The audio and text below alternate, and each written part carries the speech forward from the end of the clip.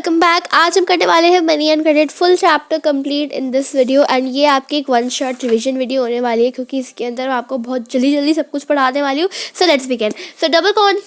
सो सबसे पहले हम आते हैं डबल कोइंसिडेंस ऑफ वांट्स पे। तो डबल कोइंसिडेंस ऑफ वांट्स क्या कहता है कि जैसे मान लो एक यहाँ पे इंसान है, ठीक है, एक यहाँ इंसान है भाई, इस इंसान को चाहिए वीट, ठीक है, और इस इंसान के पास राइस पहले से ही है। इस इंसान को चाहिए राइस, ठीक है, और इसके पास वीट पहले से ही है।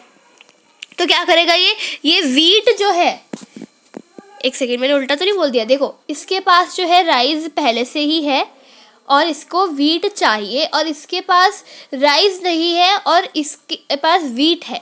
तो ये क्या करेगा, वीट उसको दे देगा तो इसको वीट मिल जाएगा, और ये अपना राइस जो है उसे दे देगा तो इसको राइस मिल जाएगा।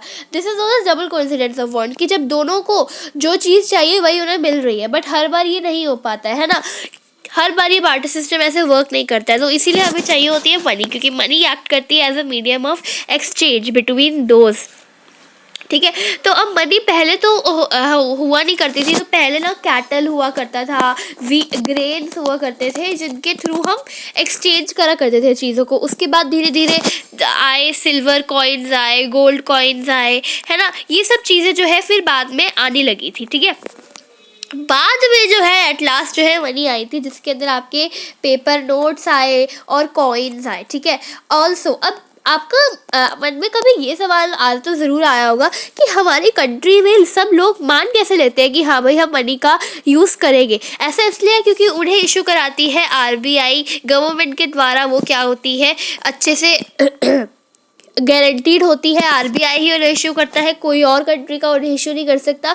और लीगली हमारी कंट्री की जो करेंसी है वो रुपीज़ है, गवर्नमेंट ने एश्योर कर रखा है, इसलिए सब लोग जो है उसे मान लेते हैं। अब हम बात करते हैं डिपॉजिट विद बैंक। अब हमारा जो भी एक्स्ट्रा पैसा होता है वो हम दे देते हैं बैंक को, ठीक है। अब जो बैंक है वो अपना हमारा पैसा रख लेता है। अब जब हम वो जो पैसा होता है, ठीक है, जो डिपॉजिट्स हम अपनी डिमांड पे जो है बैंक से ले सकते हैं उन्हें हम कहते हैं डिमांड डिपॉजिट्स, ठीक है। So the deposits that we can take from bank when we need, है ना, जब हमें ज़रूरत है तब हम ले सकते हैं, then that are known as demand deposits, ठीक है। और इसके ऊपर जो है बैंक सब इंटरेस्ट भी देते रहते हैं। अब बहुत इंपॉर्टेंट क्वेश्चन आता है कि भाई कैसे बैंक्स पैसा कमाते हैं। तो बेसिकली क्या होता है कि जैसे ये मैं डिपॉजिटर हूँ, मैंने क्या किया, पैसा दिया बैंक को, ठीक है, बैंक को मैंने पैसा दिया और उसने क्या किया, मेरे मेरे जो पैसा दिया ना मुझे, मतलब मेरे अकाउंट में जो रखा उसके अंदर उसने ना 10% का इंटरेस्ट लगा दिया, ठीक है, कि 10% एक्स्ट्रा मुझे जो है मिलेगा।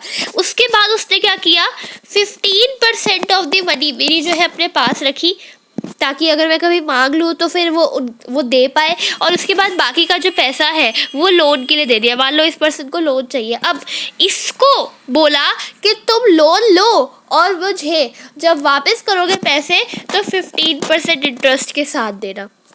अब ये जो 15% और 10% के बीच का डिफरेंस है, यानी कि 5%, ये जो होती है बैंक की इनकम होती है, ठीक है। आपको क्या लगता है, बैंक क्या कोई ऐसे गवर्नमेंट ने खोल दिया है कि हाँ भाई आ जाओ पैसा ले जाओ, दे जाओ ले जाओ?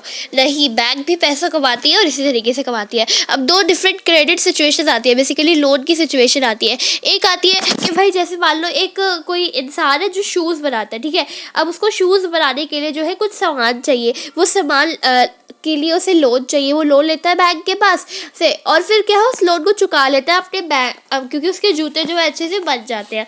बट अगर दूसरा केस में बोलूँ कि एक फार्मर है, ठीक है, वो फार्मर जो है वो लोन लेती है अपने एक्सपेंसेस को मीट करने के लिए, बट उसकी जो क्रॉप है वो उस साल ख़राब हो जाती है, तो अब वो लोन को रीपे नहीं कर पाती। उस लोन को रीपे करने के चक्कर में एक और लोन लेती है, तो इस चक्कर में बड़ी दिक्कत आ जाती है, तो वो क्या है, एक डेब्ट ट्रैप में फंस जाती है। तो इसीलिए दो different types of credit situation हो सकती है। अब क्रेडिट जो है वो ऐसे ही नहीं आ जाता भाई, बैंक कहता है कि एक तो पहले कोलेट्रल दो। जो बैंक है वो क्या करते हैं, वो कहते हैं कोलेट्रल दो। कोलेट्रल एक ऐसा एसेट होता है जो बोरोवर है वो एज अ गारंटी रखता है और बैंक्स को देता है कि अगर गलती से वो लोन नहीं पे कर पाया तो बैंक्स उसे बेच के अपना पैसा कमा लेंगे।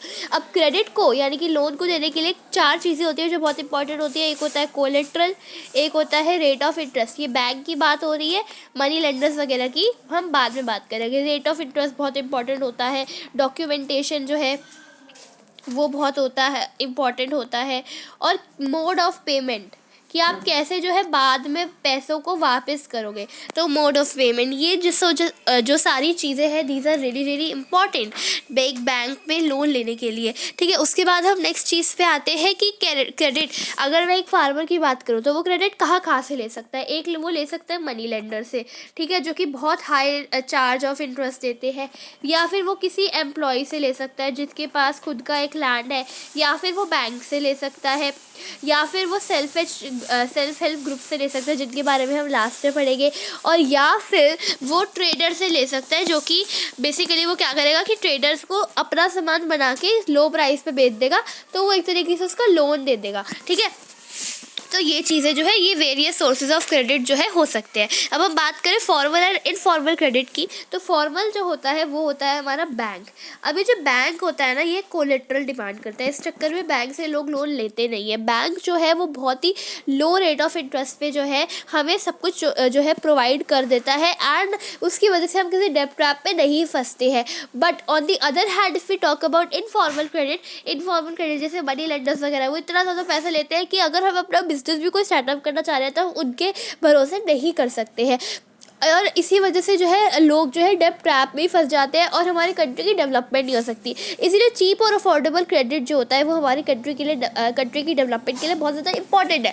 अब फॉर्मल एंड इनफॉर्मल क्रेडिट की बात करें, अगर हम कौन क्या लेता है, अगर हम बात करें तो रिच हाउस होल्ड जो है वो ज़्यादातर बैंक से लेते हैं, और पुअर हाउस होल्ड जो है वो मनी लेंडर्स वगैरह से लेते हैं, क्योंकि रिच हाउस होल्ड के पास कोलेट्रल होता है और वो डॉक्यूमेंटेशन की पचड़ों में पढ़ के भी उन्हें कोई दिक्कत नहीं आती है, बट पुअर हाउस होल्ड्स को बहुत ज़्यादा आती है।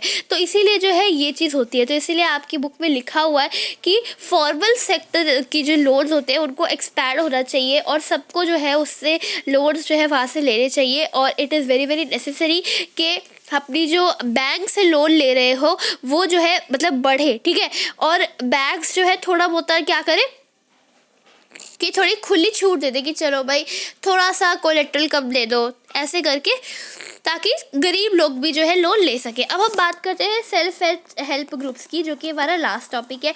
अभी सेल्फ हेल्प ग्रुप्स कौन से होते हैं ना, नाम से पता चल रहा है कि खुद को हेल्प करने के लिए ग्रुप्स जो है बनाए जाते हैं। अब क्या होता है कि लोग जो है एक ग्रुप बनाते हैं, ठीक है, एक सेल्फ हेल्प ग्रुप बनाते हैं जिसके अंदर 15 से 20 मेंबर्स होते हैं, जो कि एक ही नेबरहुड के होते हैं, जो कि कुछ पैसे सेव करते हैं, ठीक है। जैसे आपको मान लो कि अगर अच्छा बड़ा सेल्फ हेल्प ग्रुप है तो हर एक बंदा जो है 100 रुपये सेव कर रहा है, ऐसे मतलब छोटा मोटा जो है सेव करते हैं डिपेंडिंग ऑन दी एबिलिटी। और मेंबर्स जो है अब वो यहाँ से स्मॉल लोन ले सकते हैं। अब जब वो स्मॉल लोन यहाँ पे लेंगे तो ग्रुप जो है बहुत ही मिनिमल जो है इंटरेस्ट चार्ज करता है, ठीक है। उसके बाद क्या करते हैं, 1 या 2 साल के बाद, ठीक है, अगर ग्रुप जो है सेविंग्स में रेगुलर हो जाता है तो अब वो क्या है, एलिजिबल हो जाता है कि वो बैंक से भी लोन ले सकता है। कैसे ले सकता है, लोन जो है वो बैंक से लिया जा सकता है in the name of the group. जैसे मेरे SHG ग्रुप का नाम कुछ है, ठीक है, अब वो जो नाम है ना उसके नाम पे मैं लोन ले सकती हूँ, और बैंक जो है बिना कोलेट्रल के क्या कर सकता है, मुझे लोन दे सकता है, ठीक है। तो अगर जैसे छोटा लोन है तो वो आप ग्रुप से ही दे सकते हो, बट अगर बड़ा लोन है तो आप बैंक से ले सकते हो, क्योंकि बैंक जो है वो लोन दे देता है आराम से, ठीक है। So this is really important कि तो इससे क्या है, कोलेट्रल की भी दिक्कत होती है, क्योंकि बैंक को समझ आ जाता है कि हाँ भाई ये जो है एक पूरा ग्रुप है और सारे लोग रिस्पॉन्सिबिलिटी ले रहे हैं कि हाँ वो पैसा वापस कर देंगे, तो फिर बैंक भी जो है वो दे देता है। अब इससे पता है और भी SHG से क्या फ़ायदा होता है कि यहाँ पर आप सोशल इश्यूज़ के बारे में भी क्या है डिस्कस कर सकते हो, और यहाँ पर जैसे अगर कोई दिक्कत आती है, वुमेन की बात कर लो, डोमेस्टिक वायलेंस वाली चीज़ों की बात करें तो वो जो है यहाँ पर डिस्कस कर सकती है, ठीक है। ऑल्सो यहाँ पर SHG ग्रुप से एक तो इंटरेस्ट लो हो रहा है, लोग जो है बैंक से लोन ले पा रहे हैं बिना कोलेट्रल के, सब कुछ बहुत बढ़िया चल रहा है। This is why SHG groups are really helpful. I hope so you like this video. Money and credit में आपका यही एक था, एक छोटा सा एग्जाम्पल है। ग्रामीण बैंक है बांग्लादेश का, जो कि बिगेस्ट सक्सेस स्टोरीज़ है। वो जो है 1970 में एज अ स्मॉल प्रोजेक्ट जो है स्टार्ट हुआ था, और ओवर 9 मिलियन मेंबर्स जो है 81,600 विलेजेस में स्प्रेड अक्रॉस हुए थे, और सारे बोरोवर्स जो थी वो ऑलमोस्ट सारी जो है वुमेन ही थी, जो कि पुअर सेक्शन से बिलोंग करती थी। तो इससे जो है बहुत फ़ायदा हुआ है। So I hope so you like the video. Thanks for watching and bye bye.